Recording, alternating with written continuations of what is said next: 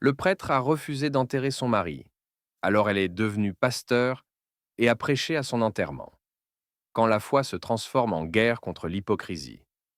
Une femme noire, veuve, humiliée par l'Église, décide de faire ce qu'aucune femme n'avait osé faire avant elle, prêcher dans un temple qui lui avait fermé ses portes. Mais ce qu'elle dira ce jour-là fera trembler toute la ville. Le ciel de Lyon était gris ce matin-là, comme s'il partageait la peine d'Amina. Elle marchait lentement derrière le cercueil de son mari, Malik, mort d'une crise cardiaque à 42 ans. Le cortège funèbre se dirigeait vers l'église Saint-Martin, où la cérémonie devait avoir lieu. Mais devant les lourdes portes de pierre, le prêtre, en soutane noire, les attendait déjà. Son regard froid, sans compassion.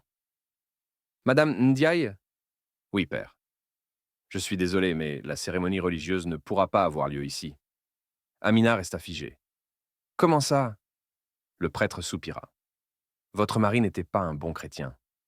Il vivait sans mariage religieux, sans confession, sans respect des sacrements. Je ne peux pas bénir un pécheur. Les mots tombèrent comme des pierres. Autour d'elle, les gens murmurèrent, choqués. Amina sentit le sol se dérober. Son mari, mort. Et maintenant, même Dieu semblait le rejeter. Il croyait, père, répondit-elle, la voix tremblante. Croire ne suffit pas. Le prêtre tourna le dos. Les portes de l'église restèrent closes. Ce jour-là, Amina enterra son mari sans prière, sans cloche, sans paix.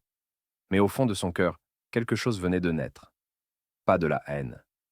Pas même de la vengeance, une conviction. Celle que si l'Église refusait les siens, alors elle construirait la sienne.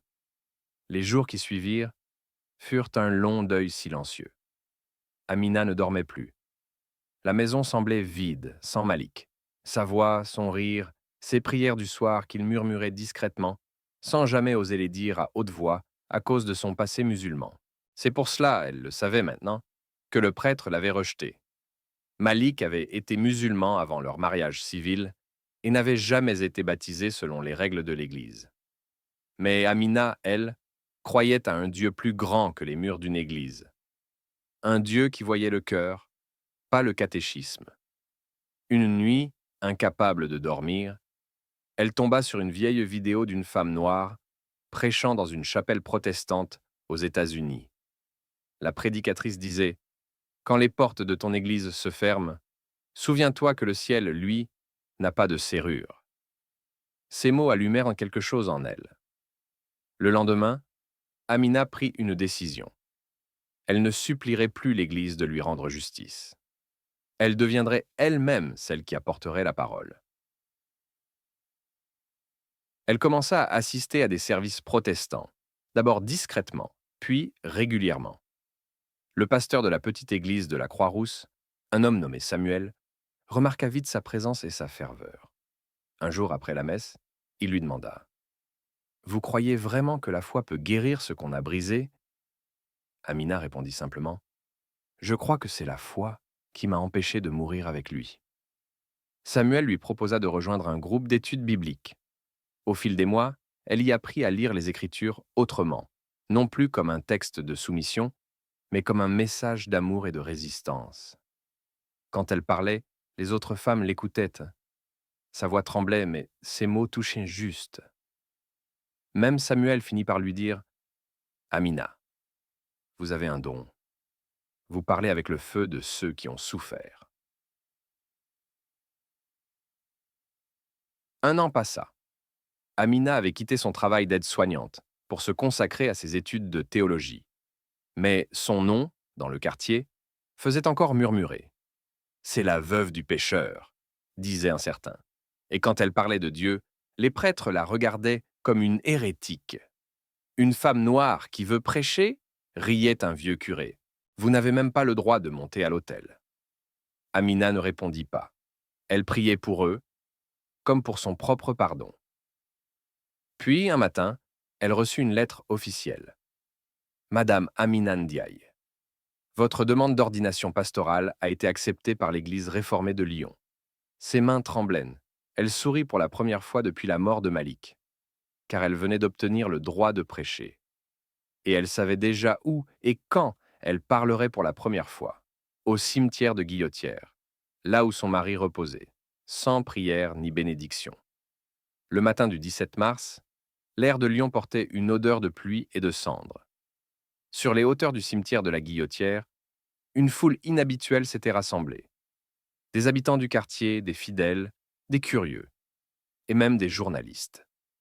Tous étaient venus voir la femme qui avait défié l'Église.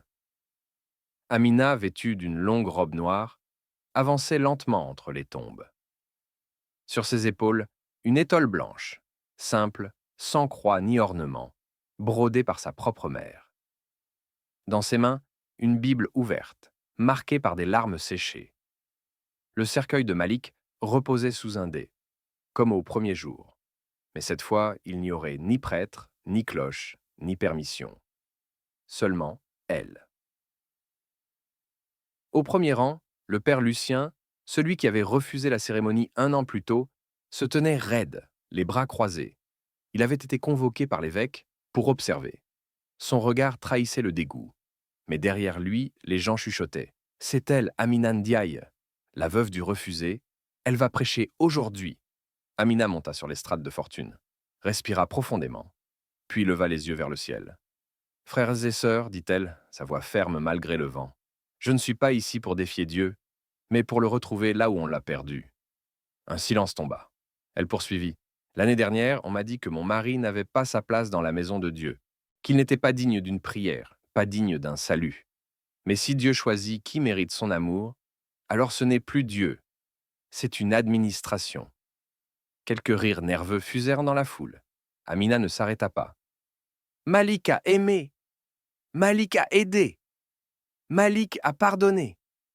Et quand un homme aime, aide et pardonne, il est déjà plus proche du ciel que ceux qui comptent les péchés des autres. » Les larmes montaient dans sa gorge, mais elle continua plus fort. « J'ai compris une chose. La foi n'est pas un privilège. C'est une responsabilité. Et si les portes d'une église se ferment, alors il faut bâtir une autre, à ciel ouvert, là où personne ne peut refuser l'entrée. » Des femmes dans le public commencèrent à applaudir doucement, puis des hommes, des jeunes, des anciens, et bientôt tout le cimetière vibrait d'un murmure d'approbation. Le père Lucien tenta de parler, mais sa voix se perdit dans le bruit des mains. Amina leva la sienne, imposant à nouveau le silence. « Aujourd'hui, je ne pleure plus un mort. Je célèbre un homme vivant dans chacun de nos cœurs. Et si l'on me condamne pour avoir prêché ici, qu'il le fasse. Car moi, je ne crains plus la honte des hommes. J'ai déjà vu la miséricorde de Dieu. » Puis elle posa la main sur le cercueil de son mari et conclut. « Dors en paix, Malik. Ton âme n'a jamais eu besoin d'autorisation pour exister. » Ce jour-là, la pluie s'est mêlée aux larmes. Mais aucun parapluie ne s'est ouvert. Les gens restaient debout, comme pour recevoir ce baptême venu du ciel.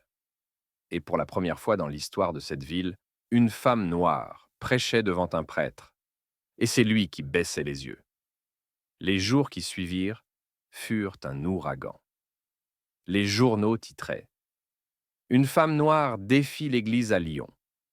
La pasteur sans temple, qui fait trembler le clergé. » Les images de la cérémonie s'étaient répandues partout, sur les réseaux, à la télévision, jusque dans les paroisses les plus conservatrices.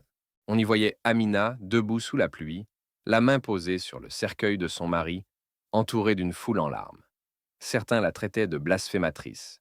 D'autres la voyaient comme une prophétesse. Une semaine plus tard, l'évêque de Lyon convoqua le père Lucien. Le ton fut glacial.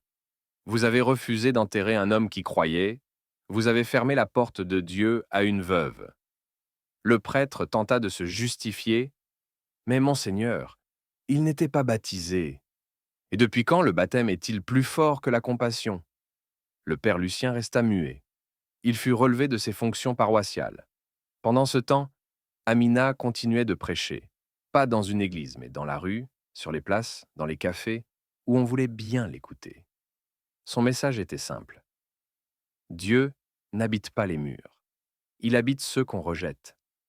Chaque semaine, de plus en plus de gens venaient l'écouter. Des femmes seules, des ex-détenus, des jeunes perdus, des croyants en colère. Tous trouvaient dans ses paroles quelque chose que les sermons officiels avaient oublié, la tendresse du pardon. 3 mois plus tard, elle fut invitée à parler dans un grand temple protestant de Paris. Le pasteur en charge, un vieil homme à la barbe blanche, lui dit avant de monter sur scène: Vous savez, mademoiselle Ndiaye, certaines révolutions commencent avec un livre. La vôtre a commencé avec une prière. Amina monta sur l'estrade. Des centaines de personnes se levèrent pour l'applaudir. Et parmi elles, une femme âgée lui tendit la main. C'était la mère de Malik, venue du Sénégal. Elle prit Amina dans ses bras et lui murmura: Tu as fait ce qu'aucun homme n'a osé faire.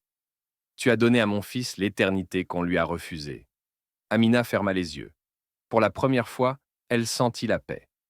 Il y a des gens que la société bannit, des femmes qu'on fait taire, des amours qu'on juge impurs. Mais quand la foi devient courage, même les portes du paradis s'ouvrent sans clé, car Dieu ne regarde pas la peau, ni la hiérarchie, ni la loi. Il regarde le cœur. Si cette histoire t'a bouleversé, laisse un dans les commentaires pour Amina.